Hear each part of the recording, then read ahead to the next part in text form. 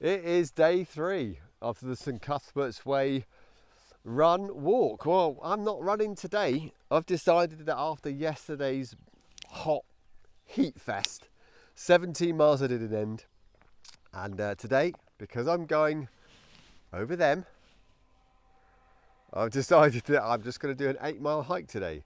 Just leaving the castle where I started from yesterday. The electric camper van's still at the top of the road there. Chanel's obviously getting herself all ready for her day, doing the things that she likes to do, visiting some art galleries and stuff. I gained some mileage yesterday, and so I'm going to have an 8-mile hike today. Get myself used to some big hills. The 3 biggest climbs of the whole route is coming up as I head into Northumbria over the Pennines. So this is it's a sort of landscape that I've never been to before, which is why I'm so excited, why I got a big smile on my face. But here we go. Day 3 on the Scottish-English border. We're going to be passing over to England, maybe not today, maybe tomorrow.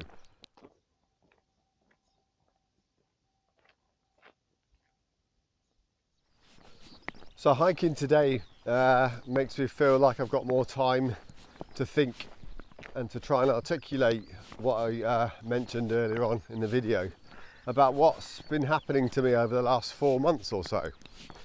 Since my birthday, and I ran around Bruges for my 50th birthday, I've experienced a bit of a midlife crisis, I think.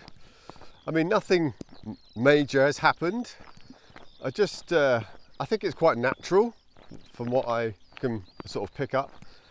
I just feel like you get to a certain age and I haven't felt like I've been able to do anything very well.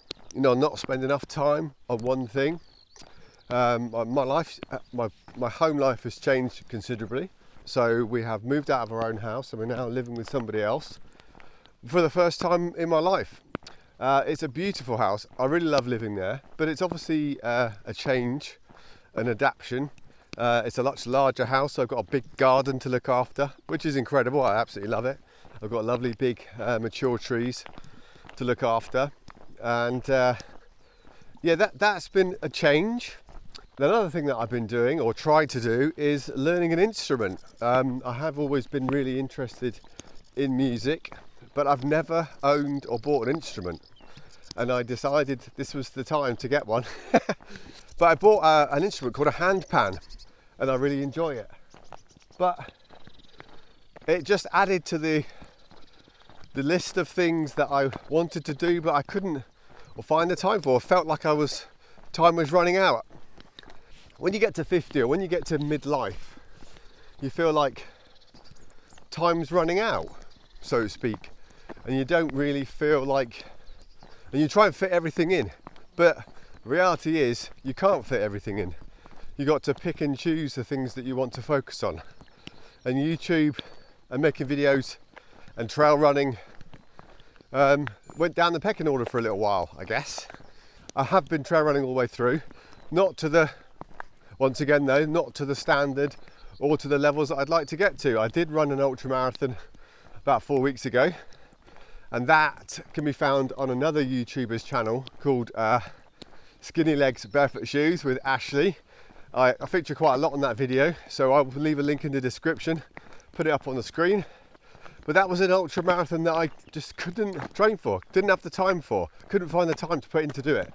It was really difficult doing an ultra marathon when you're not fit enough to do it. It really was a good test of my mental strength, but also a realization that you can't just do these events without the proper training. You know, you can get away with to a certain degree, and it was 50k, and I get off flies. I got flies landing on my lenses. I just managed to get to the finish line half an hour before the cut-off time. That was how close it was. So I guess it's only finish lines, not finish times, but I got there. I'll probably do some more talking at the top of the hill, but for now, let's leave it at that. Where do you live, mate? I live in Cowbog. Oh, okay, nice. Cowbog. C-O-W-B-O-G, Cowbog. Well, 2 miles into my 8-mile hike today, and I haven't left the road yet. I mean, it's not exactly the M25, and I could be in a lot worse places. But when you're you have these big lumps of earth around you, you want to get up them, you know. But just approaching Morbattle now on this St. Cuthbert's Way journey. It does feel like a bit more like a pilgrimage when you're walking. Well, Morbattle is very nice.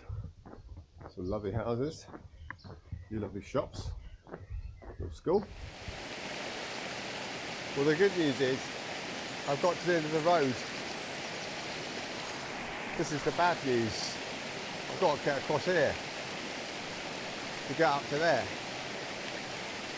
I'm not getting my shoes wet or my feet wet.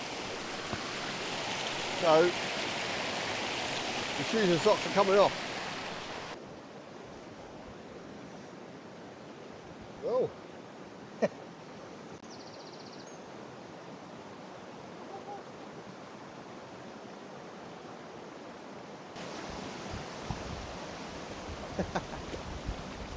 Whoa.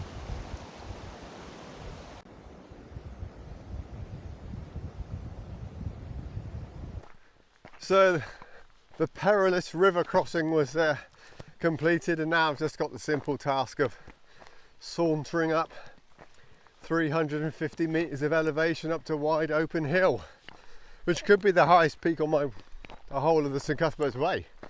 I don't know what that's in feet, 1,130 something, but for somebody who lives in the Fen, and our highest hill is a molehill, this is going to be this is going to take my breath away, that's for sure. Anyway, here we go.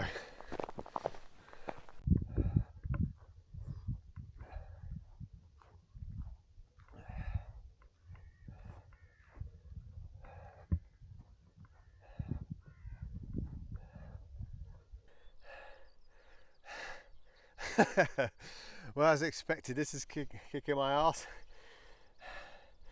I think I'm about halfway up.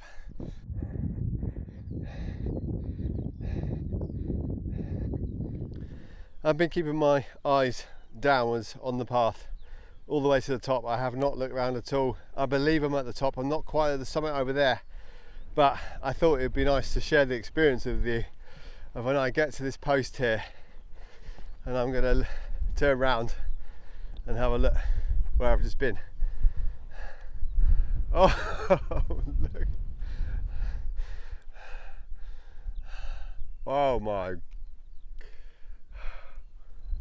God. Well, I'm not at the top, am I?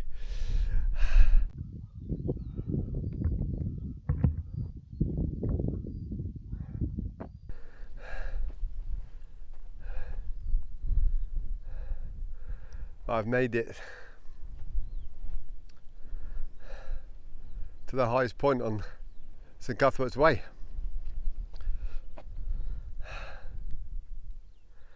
I'm a little bit lost for words. I've never been to a place like this before. It's quite emotional. Wow. It's absolutely stunning.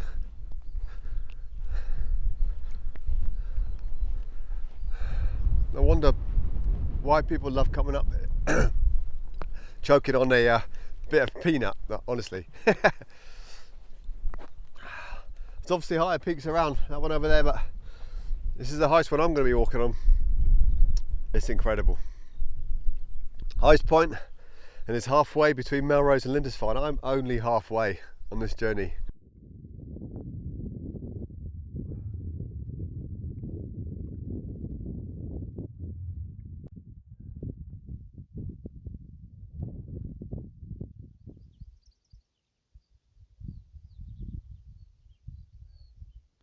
I keep running the downhills coming off Wide Open Hill, but I got to remember I got to save my legs for the next 2 days, because if I'm doing this for the next 2 days, my quads are a bit battered from yesterday already. So it's just lovely, you know, when you're a trail runner, you just can't help yourself, I guess. I'm repeating myself, and that's what people do when they don't know what to say, but I've never ever been to an environment like this before in my life. I've never experienced hills like this, and I know they're not mountains, and I know there's a lot bigger lumps in Scotland. Look where I am.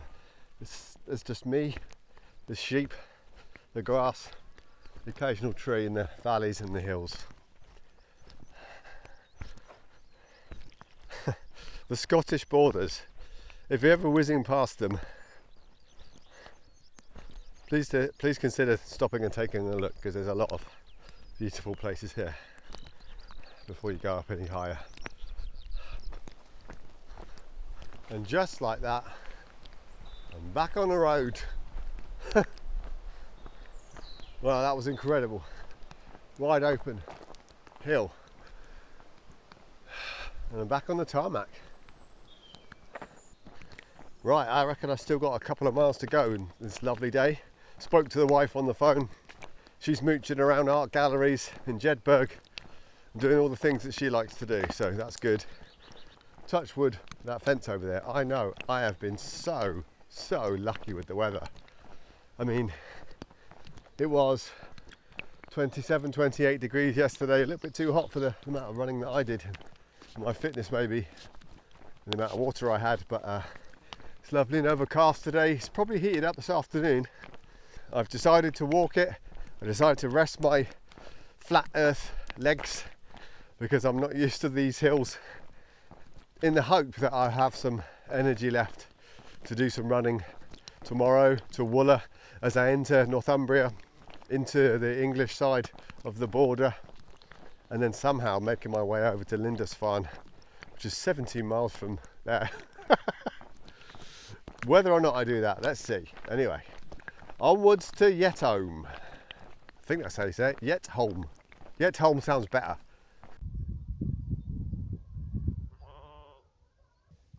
Come back. Come back, sheepies. Come back. What? I'm not. Did you hear that? Did you hear what he called me? No, I'm not. Good heck. What? Don't. That's lies. No, I'm not. Did you hear that? Yeah, whatever. So are you. God, I don't know. Try and be friendly. Just get names called at you. Should I talk a little bit more about the midlife crisis? Yeah, why not? All jokes aside, it's not necessarily means it's a midlife crisis. It's more like a midlife realization. You get to a certain benchmark age and you start to sort of analyze. Well, I definitely have analyze who I am, what I'm doing here, and what it's all about, really. One thing I have started doing, which some people would say is a midlife crisis, is I've started doing meditation. I listen to the Rich Roll podcast, which is a lot of self-help, lots of interesting stuff on there, all different types of subjects. Would recommend it, but it's pretty heavy stuff. It's like 2-3 hours long, some of the podcasts. Anyway, somebody mentioned an app called Insight Timer, and it's a meditation app. So it's free. So I downloaded it, and you get simple timers, but and more importantly, for the people who've never tried meditation, you get guided meditations where basically you can see how long it's going to be. It could be 5 minutes, could be 10 minutes, could be half an hour, could be 60 minutes. And people talk you through how to do the breathing, what to focus on, what to be aware of, what you're supposed to be appreciating out of life.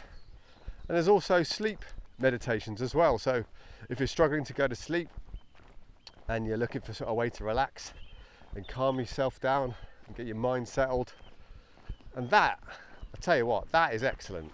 Yeah, I would thoroughly recommend it. If you are looking to be more relaxed, stay a bit more focused, that's what meditation does help you with. Helps you stay focused, helps you stay calm. It's definitely helping me. I don't do it enough, like everything that I seem to do these days. Since I turned 50, I say that to myself all the time. I don't do that enough.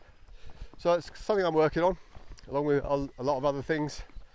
But in a very long-winded way, all these things all put together is the reason why I haven't done a decent video for 4 months, is that I turned 50 and I'm starting to wonder what it's all about, what I'm all about.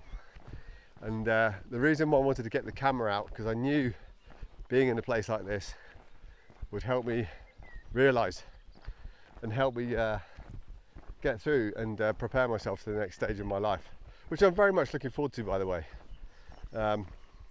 It's good to analyse yourself inwardly and then make plans for the future.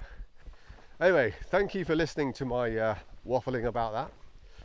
I hope it didn't put you off the trail running content, because there's going to be plenty more of it.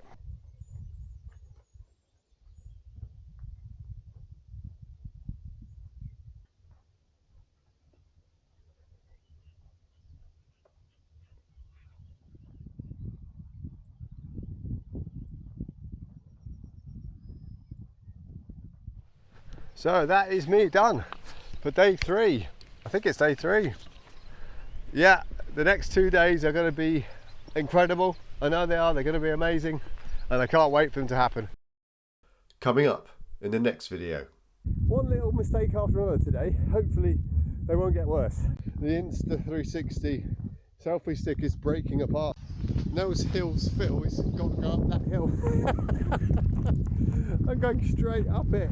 Incredible views up here, man. Absolutely breathtaking. Look at the scenery here.